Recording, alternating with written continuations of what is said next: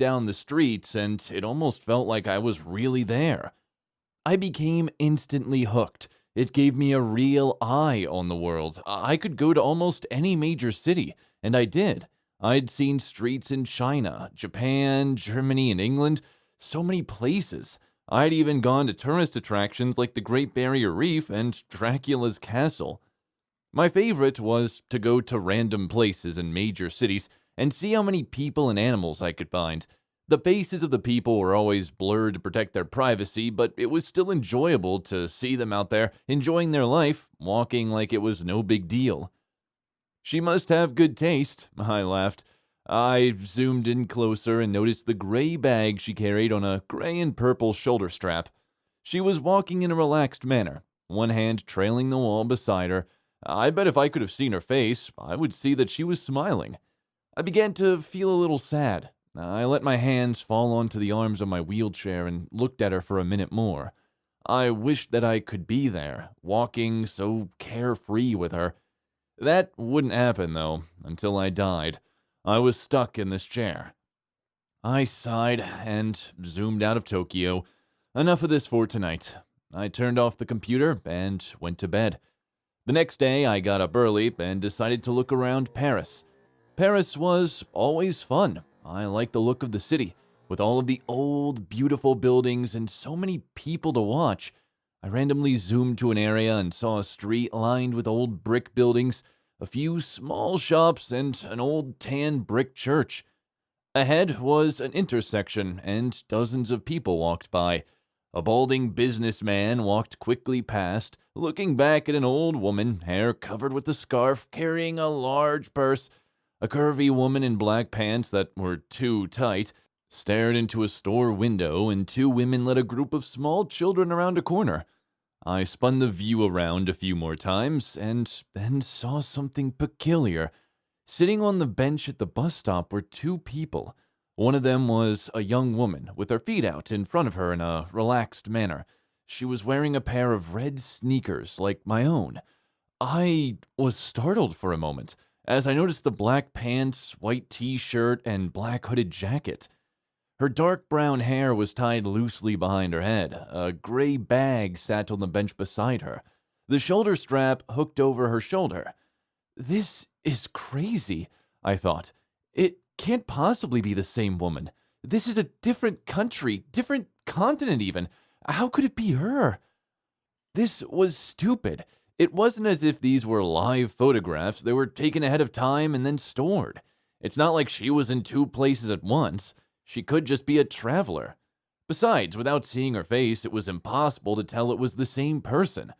Brown hair was probably the most common hair color in the world.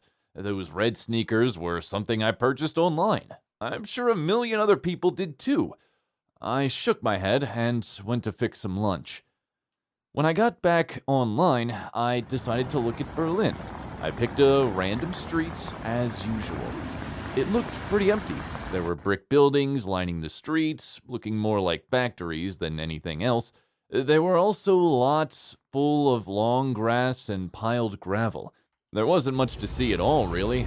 There was a line of motorbikes and a car with two German flags sticking up from it. After more searching, I found one kid. He looked like he was dressed for school, a jacket thrown over his bag. He was intently looking at some kind of mobile device. I was disappointed. I started to leave, but then I caught something out of the corner of my eye. I turned the view, and there they were, those damned red sneakers. She was standing on a street corner next to some kind of signpost. She had a hand on the post, looking down the street as if waiting to cross the street. I stared, in shock. How could she be there too? Even if she was traveling, there's no way I would find her every time. Even finding her in Paris would have been one heck of a coincidence. But this was crazy. Was this some kind of joke? Had Google decided to play a prank on its users that used their product so much?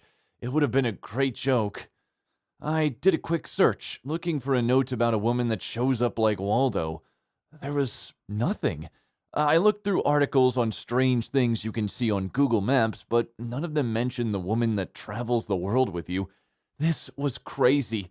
Had my self-imposed isolation driven me mad? Had I become so lonely that I created a hallucination for myself? Leaving the Berlin image on my screen, I sent a text message to a friend asking him to look at the locations. I asked him if he saw the same woman. Then I waited, hands sweating, heart thumping in my chest. I jumped when my phone beeped with the return text message 10 minutes later. The text read, "I see the lady you're talking about in Berlin. I didn't see her in Paris or Tokyo. Is this some kind of game or what? Are you okay?" I didn't respond, instead returning to the locations in Tokyo and Paris. There she was. She was there, but it was different. She no longer sat on the bus stop bench in Paris. She was standing in front of it, looking for something in her bag. In Tokyo, she was blocks away, squatting down to pet that calico cat. I shivered. Who was she? What was happening? I switched the map to Brussels. It was another city street.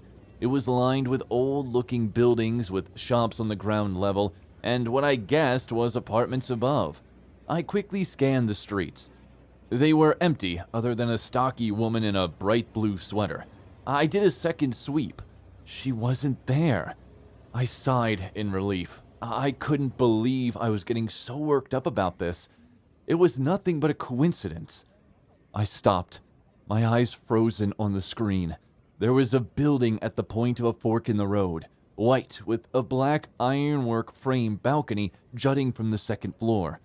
I hadn't seen her, as I had been looking at the sidewalks.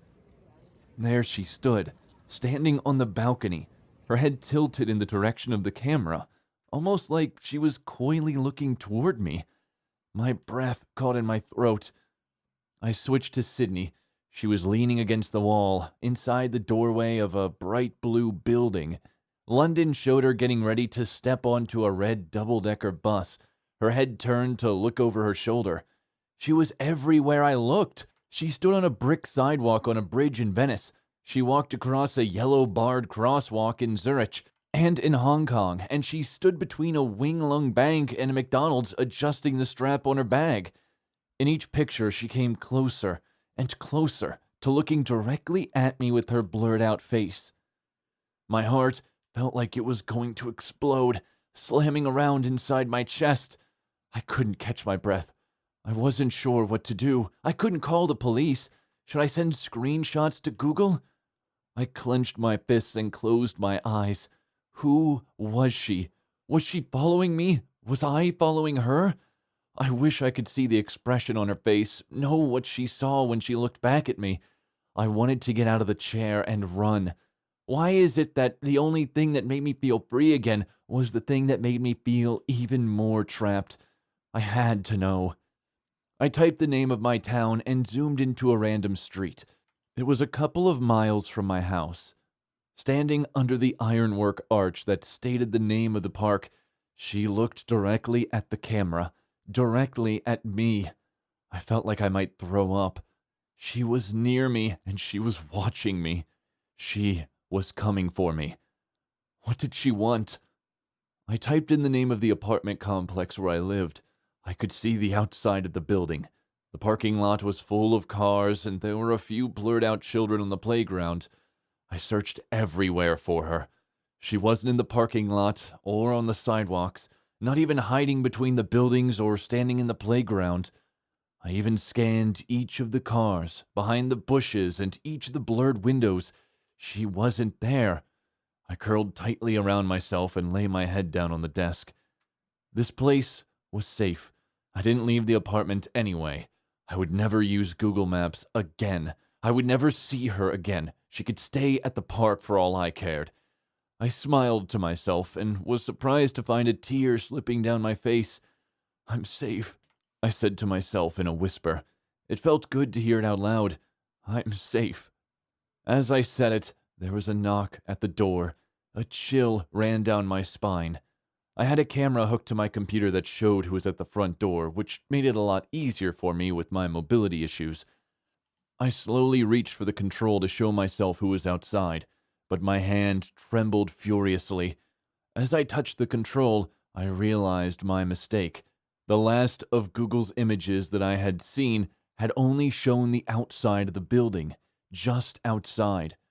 I looked at the screen and saw a woman in a white t-shirt, black pants, black hooded jacket, and carrying a gray bag with a purple and gray striped shoulder strap. Of course, there were those red sneakers. She looked directly at the camera, her face still a complete blur. As I tried to stifle a scream, she raised a hand and knocked loudly on my front door.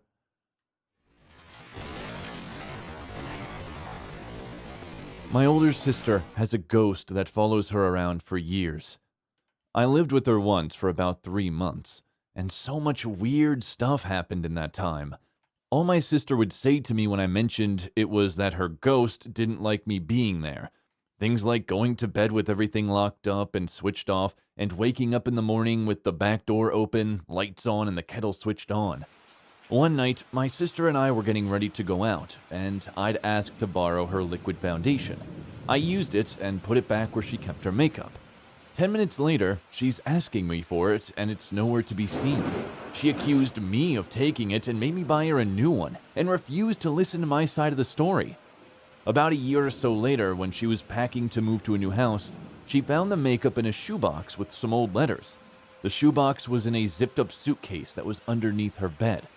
But probably the most scared I'd ever felt was one afternoon when I was the only one in the house, which never happened as 4 other people lived there. I'd arrived home from work and headed straight to the bathroom. All the doors and windows, etc., were closed. I was standing in the bathroom and started squeezing a pimple on my chin when a female voice in the hall said, "Stop picking your zits." It was loud enough and sounded real enough, and at that time I thought it was my sister. So I laughed and asked what she was doing for dinner. No answer. I stuck my head out into the hall. No one was there. I searched the house top to bottom, and there was no one home. I sat out on the front porch until someone else got home because I didn't want to be in there alone.